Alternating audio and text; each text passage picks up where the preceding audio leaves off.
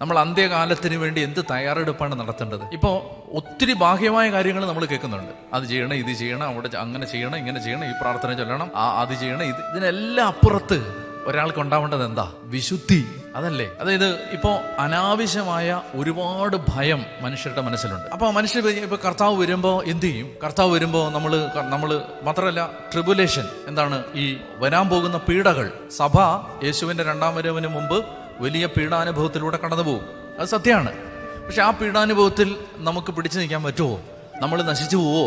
നമ്മൾ നഷ്ടപ്പെടുമോ? ഇത്തരം ഒരു ആധിയാണ് ഇപ്പോൾ ഒത്തിരി ആളുകളുടെ മനസ്സിലുണ്ട്. നിങ്ങൾ യൂട്യൂബിലെ പ്രഭാഷണങ്ങൾ ശ്രദ്ധിച്ചാൽ മതി. ഒരുപാട് ആളുകൾ അങ്ങനെ, നിങ്ങൾ അത് ശ്രദ്ധിച്ചോണം, ആ അടയാളം, ഈ അടയാളം. നല്ല കാര്യമാണ്, ഒന്നിനെ നിഷേധിക്കുന്നില്ല, നല്ല കാര്യമാണ്. ശ്രദ്ധയും ജാഗ്രതയും വേണം. പക്ഷേ ഒരാള് കർത്താവിനെ സത്യസന്ധമായി സ്നേഹിക്കുന്ന നിർമ്മലമായ ഒരു സ്നേഹം നിങ്ങൾക്ക് യേശുവിനോടുണ്ടെങ്കിൽ നിങ്ങൾ പിന്നെ എന്തിനെയാണ് ഭയപ്പെടുന്നത്? നിങ്ങൾ പിന്നെ എന്തിനെയാണ് യേശുവിന്റെ രണ്ടാം വരവിന് മുമ്പ് സഭ കടന്നു പോകേണ്ട പീഡാനുഭവത്തെ ഒരാൾ എന്തിനു പേടിക്കണം?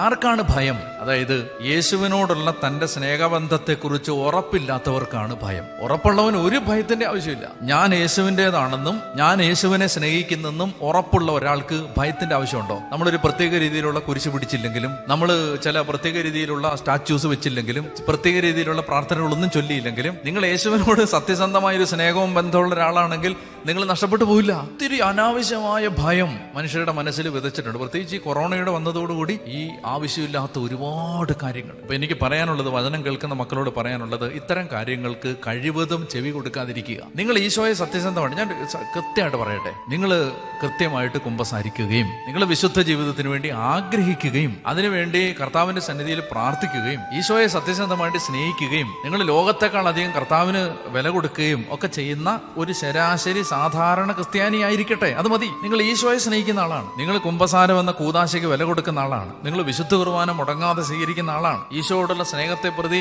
സത്യസന്ധമായിട്ട് ജീവിക്കണമെന്ന് ആഗ്രഹിക്കുന്ന ഒരാളാണ്.